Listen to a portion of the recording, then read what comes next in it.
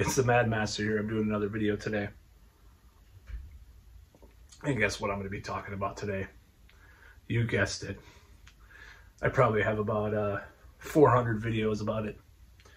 And it's the CV-19, or the Koof, or the Woof. What was it? There was one that was really bad. Trying to think of it. The commie pox, whatever you want to call it. And I just wanted to say, so right now there are protests throughout China against lockdowns, and it's like, well, what year is it, you know? Like, oh my God. So just pure hubristic bullshit as far as, like, I mean, the gall that some of these media organizations have right now with all this, and to actually sympathize, because they were the ones telling me I was problematic for questioning anything with their official narrative, or I was problematic for not getting a booster every 3 months, or I'm a terrible person. There's a relative I'm not talking to right now because we had a disagreement about that. There's a friend I don't talk to because we had disagreements about this stuff. You know, a friend of mine for many years. So, yeah, well, I mean, I would love to see the media just call these protesters Maga racist anti-vaxxers or something, you know, just to be just like they were 2 years ago against anybody that was questioning anything. It's like, fuck you, you know. I mean, granted, it is way more extreme response to, you know, I mean, it's way more extreme in China, but I can't deal with this shit. Like, these people that have perpetuated these ideas of, you know, no conversation, censorship, you know, just shutting down any kind of dissent. And it's like the cartoonish extreme is what's happening in China right now of all that, you know. So I completely sympathize and completely support what's going on in China right now as far as the protests go, by the way. Now, you know, I think Taylor Lorenz is like supports the Chinese government or something, or I don't know. This is on Breaking Points. They were saying that she. Now, let me remind people. You can look up who she is, but it's better if you're on Twitter and kind of have seen like some of the stuff that's happened on there to like get a grasp on who this person is. Okay,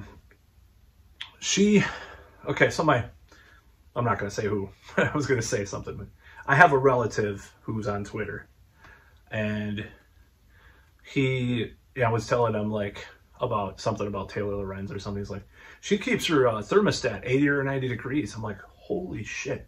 Talk about primate strange. I'm just talk about like if she's actually like an environmentalist, and that's completely hypocritical. I haven't had my heat on, by the way. I've had my heat on like once or twice so far this year. Like once or twice. I mean, the building keeps itself pretty warm overall. So I'm not saying that I wouldn't be a hypocrite. I'm just saying, you know. But anyways, that's not what this is about. But it's like, I just can't believe I'm seeing these articles that are just like dissenting against the Chinese zero CV-19 policy. I'm just surprised. It's like, I thought you were for this stuff. Beats me why you're against it now. Why don't you just go fly the flag of lockdowns? What happened? You know, what happened, Washington Post or CNN? I thought these people were automatically Trump supporter MAGA people who were protest lockdowns. I thought that. So imagine billions of Trump supporters in China, you know, billions of Putin lovers in China, right? Isn't that right? I'm going to remind you, motherfucker. I'm going to remind you what you said, what you called me for questioning things, you know, the media. And now people are just like totally like just falling in line with whatever, with whatever the narrative is. Oh, it changed. Whoa, it changed. We didn't know as much back then. Yeah, you did. There was plenty of stuff coming out. I mean, people were warning about this back then. People were saying that lockdowns wouldn't work. People were saying the, other things I'm not going to say on YouTube. But it's like, people are, I mean, I was reading about it back in February of 2020. I was still at the call center at that point. And, I was just like reading about the death rate in South Korea and, the tests and stuff. And I thought that might be a good strategy, is to like do massive testing and stuff like they did.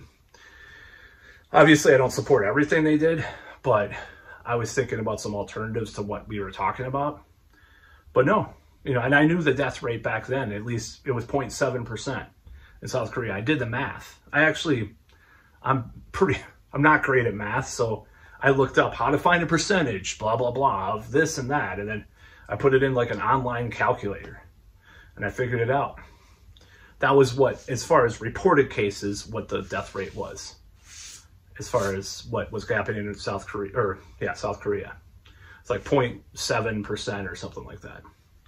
So I kind of knew that. I estimated it between 0.3 and 0.7.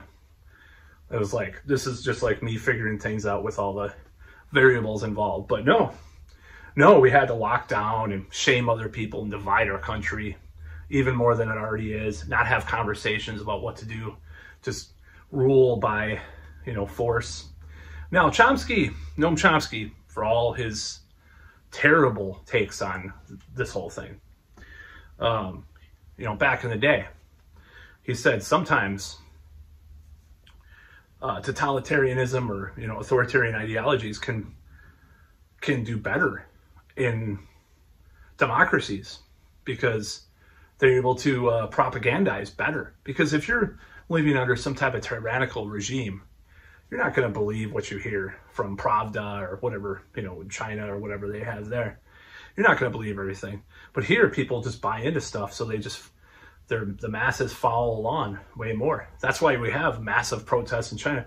And obviously they follow along quite a bit there too, because they have to or they'll get killed. But now they're risking their lives.